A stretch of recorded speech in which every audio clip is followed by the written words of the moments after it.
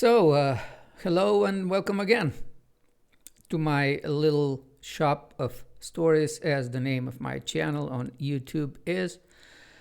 I hope that this is not your first time and that you come here to hear the continuation of the story.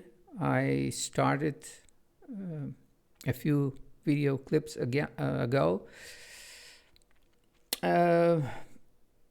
It's a fantastic book for children called Firecurl in the Ghost Forest. Here is how it looks. Let me find the English edition because I have many of them. Here it is. Sorry. I decided to make this video by artificial light today, which might turn out to be a pretty disastrous decision because, my head is shining and the books are reflecting and everything is so. But what could you do? I'm just so eager to meet you finally. Goodness. Anyway, let's not waste any more time. So we finished the first chapter, actually the introduction to the book, where Anne just got into the enchanted ghost forest. You know how. If you don't, just go to the playlist and start from the beginning. Listen to the introduction. We start now with chapter 1, which is called The Meadow with 3 Exits. So here it goes. Thump! Anne tumbled down hard onto the ground. Luckily, she had landed on a soft patch, otherwise she would have been badly hurt. Still dizzy from her wild flight, she lay there a while before sitting up and taking a fearful look around. She found herself in the middle of a dense forest. Thick, twisted trees and thorny bushes surrounded the little meadow in which she had fallen. The vegetation was so dense that if the meadow weren't lit by cheerful sunbeams, it would surely have been a very dark, unfriendly place. The ground was covered by a thick carpet of fallen leaves.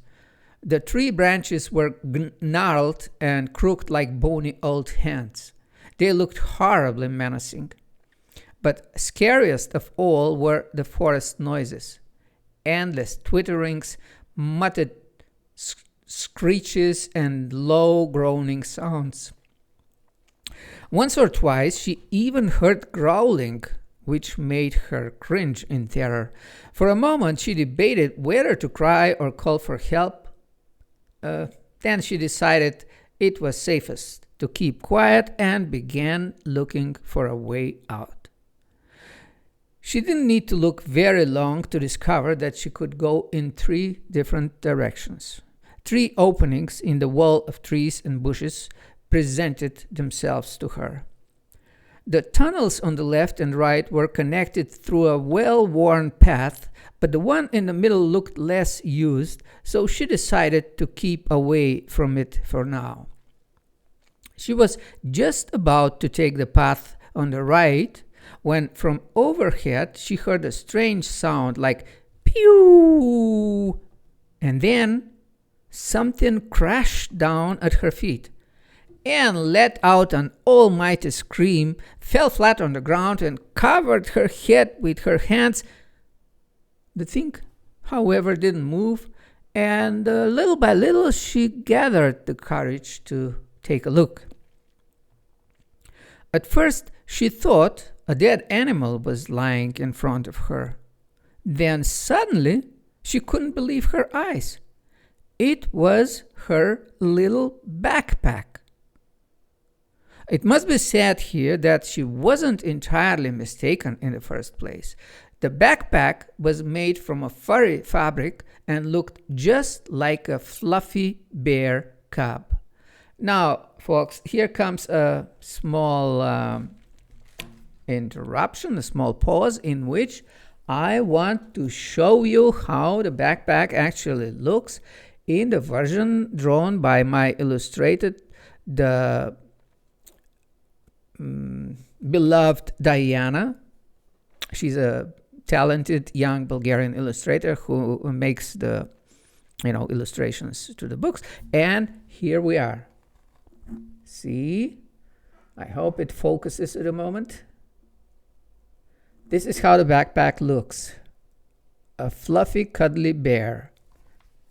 Well, this is very obvious. In Bulgarian, we have gender for the nouns there. And in English, there is no such thing. So it's a little bit more difficult. But the backpack is also a girl. You see it on her eyelashes and the way she looks. So this is a story in which the two main characters are girls. I consider this very important because I myself feel a little bit sick of endless story in which the characters are just boys and they're brave and they fight and they lead battles and they win or something, and the girls in the most cases just have to know their place. Well, this is definitely not one of those stories, as you'll see. These are two very, very unruly, very peculiar girls, and I love them dearly. Have to say, all right, let's go here. Her mother, that is the mother fan, her mother had bought it about a year ago, and even though it looked rather mangy, it was still her favorite backpack. Anne jumped for joy, grabbed the backpack, and was just about to sling it over her shoulder when something very unexpected happened. "Grrr!" growled the backpack in a peculiar, faint, but very angry voice. "Stop pulling out my fur!" "What was that?" whispered a trembling Anne, although she had clearly understood where the voice had come from. "Who is it?" "Me, who else?" said the backpack. "You've ripped out all my hair." "But, you can speak?" "Of course I can speak. I'm not a baby. I used to speak before, too, but you just didn't want to listen. I'll say it again. I'm almost bald because of you." Wait a second. You are my old backpack, aren't you?" "Uh-huh. Your battered old backpack. And now all of a sudden you've started talking? You never said a word at home." And still refused to take seriously what was happening. "Never said a word, eh? I'll have you know I complained an awful lot.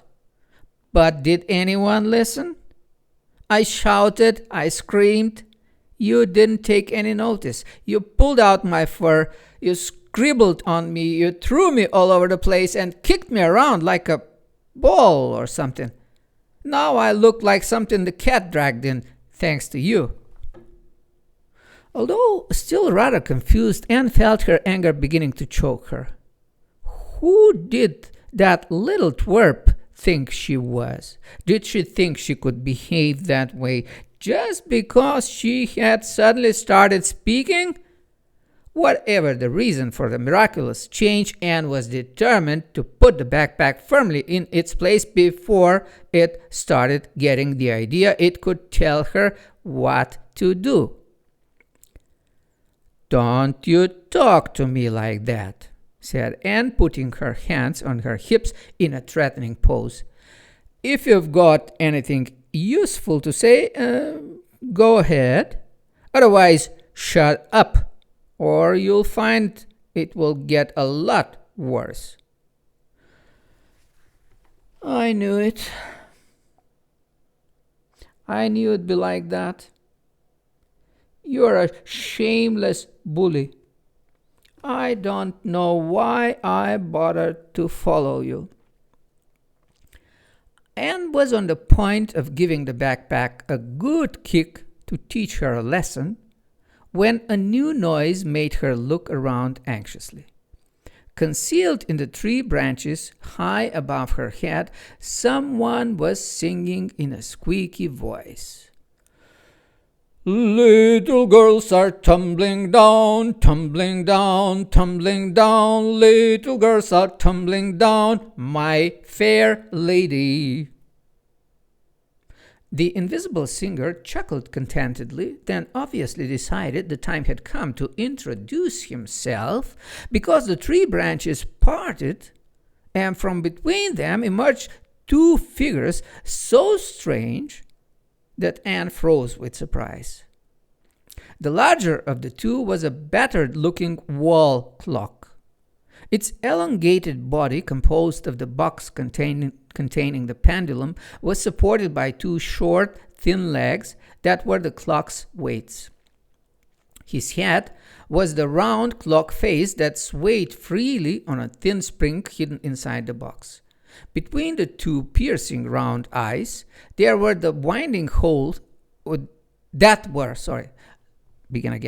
Between the two piercing round eyes that were the winding holes was a key nose which turned continuously in time with the pendulum's swing. The clock's hands were bent comically into the form of a handlebar moustache. The mouth beneath was full of the springs and cogs of the cuckoo's works, which gave the impression of crooked, broken teeth. He sported thin wings on his shoulders that were obviously not just for show, as he was floating quite effortlessly through the air. He landed on the meadow in front of Anne and started looking her over with great curiosity. Time for another pause, folks. Here is how the two new companions look. We'll get their names in a second, but just to have a look at the beginning. They are very, very funny and very, very interestingly drawn. So, oops, my fingers stay in the way. Let them, oops, that's the other hand. I have to get used that left and right are on the opposite sides, and somehow, oh goodness, this is it. I hope you see it. Which way I turn it? Well, time to get used to my clumsiness. This will be like this anytime I try to show it, because everything is opposite. Left is right, right is left, etc., etc. Before that, here's the general look of the ghost forest. The way the moment fell into it. So I hope you like them. Well, the best thing would be, of course, if the books appeared soon in bookstores next to you, but I'm afraid we all will have to wait with that. Okay, here another picture of the true creatures. I won't tell their names for now, because they have to introduce themselves. Goodness gracious. All right. Here they are. See? Okay. I go on. His companion, also winged, though considerably smaller, preferred to stay in the air.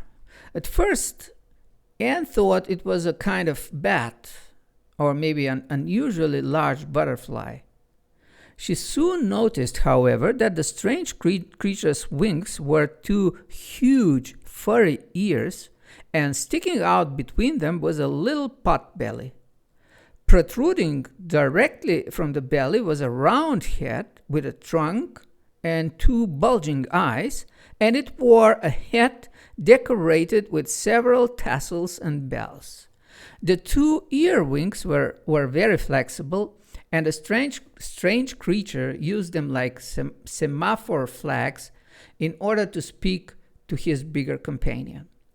At that moment, the creature made a quick series of movements while pointing at Anne and a backpack lying on the ground. The clock nodded in agreement. "You're quite right, my dear friend Boo," he said in an affected, theatrical tone. "It seems we have guests. Oh, what an honor! What a great honor! Allow me to introduce myself, young lady. At your service, Quirk, free spirit, dreamer, and poet." Boo sniggered, covering his mouth with his furry wings. Where am I? How did I get here? Asked Anne timidly. My dear lady, nothing would be easier to explain, but first, would you be so kind as to inform me of your name? Noblesse oblige. Mr. Quirk clearly gave great importance to refined manners, but having so many teeth missing, he had acquired a terrible lisp. So instead of noblesse oblige, Anne heard something like no leather, please, which rather puzzled her. My name is Anne, but everyone calls me Firecurl. A delightful, a charming name. I'm pleased to meet you, Anne. Extremely pleased, indeed. Well, now, back to your question, he added, seeing that Anne was getting anxious and impatient. We are in the most splendid, the most secret, and the most terrifying enchanted forest in the world. Welcome to the ghost forest, Anne. In his effort to emphasize the effect of those last words, Quirk made his teeth clatter and his pendulum swing wildly so that Anne became a little rattled herself. Of course, she didn't like that and struck back at him sharply with, Fiddlesticks! I know it is just a game. And you know what? I don't think it's very interesting. It looks like some sort of weird Disneyland to me. You can tell that to your boss, Nero Tlaptsev, when you see him, and tell him he'll be in big trouble when I get out of here. Disneyland? What poor taste. Quirk tutted disappointedly. And this language, it's quite obvious you are already attending school. Boo, do you think we should tell her a little about our marvelous forest? Boo hesitated slightly before forming one of his ear wings in the shape of a giant down-turned thumb, indicating no. Well then, let's leave her to manage on her own, said Quirk. Besides, we've got enough work to be getting on with. He turned his back on Anne and took several steps in the other direction without saying goodbye. Anne was livid. Those boneheads! Oi, you! Wait! She yelled in a nasty, commanding tone. Hey, you two! I'm talking to you! Don't think you're so special. Tell me how to get out of here right now. Oh, how brave we are. How self-assured we are, said Quirk without turning around. It will be so interesting to see what happens to all that when they appear, when the terrifying ghosts appear. He spun round instantly, revealing a horrible grimace on his face, and started bellowing at the top of his voice. Ooh-ah! Ooh-ah!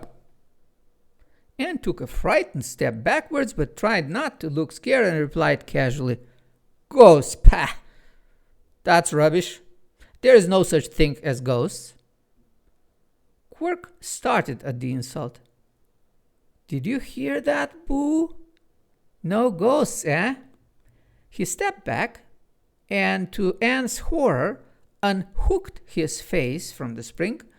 Then he turned it in her direction with a clock face angled toward himself and started to proclaim, Alas, poor Yorick, where are your gibes now, your gambols, your songs, your flashes of merriment that were wont to set the table on a roar? Not one now to mock your own grinning. Quite chopfallen. Well, he added in a businesslike manner while reattaching his face, that chap, Hamlet, didn't want to believe in ghosts either. And look what a dreadful mess he found himself in at the end. Boo, let us leave. Those fellows could be here before we know it. He turned towards his friend and, with some impatience, made ready to fly away. The last time I lost 2 of my teeth with all the clattering. Boo, who had been shaking with fear during the entire performance, started to nod so vigorously his hat nearly fell off. Anne forgot all her pride in her desperation. "Wait, wait, please!" she cried with a tearful voice. "I'm sorry. I didn't mean to upset you. It's all so confusing here, and I don't know what I'm seeing."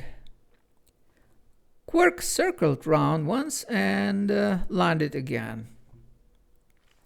"What do you think, Boo? Would it perhaps be worth helping her?" He didn't hesitate for long, though. At that very moment, a long, blood-curdling roar, or rather an almost indescribable mixture of growling, shrieking, and wailing, pierced the air above the forest, striking terror in everyone's hearts. Quick and Boo vanished immediately as if swept away by a broom. Horror-stricken, Anne dropped to the ground and curled up into a ball.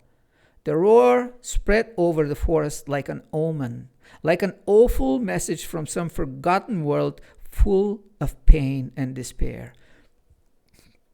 It then died down just as suddenly as it had started.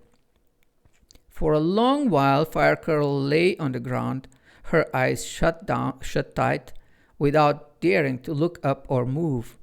Just every now and then she found herself whispering, "Wait, please wait, I beg you.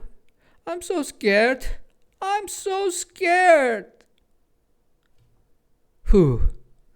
I have to admit, this is quite of an exercise for my tongue, talking so much English, and my own language comes to me as pretty complicated to speak, at least for me as a non-native speaker. Do I do myself a favor with all this? I don't know. I hope you like it nevertheless, or because of it, or if you like. The story will go on for a very, very long time, and it will be very, very twisted and very full of tension. And what is more important, I'll discover a little secret. There is a mystery in the book that is turning around the question who the ghosts actually are, and this mystery is being revealed, discovered only at the very end of the book. So that's it for today. Let us finish with the standard sentence. Thank you very much indeed for coming around, visiting my place, and listening to my story. Please stay healthy, happy, and very, very successful till the end of this day, and why not till the end of your life. See you next time.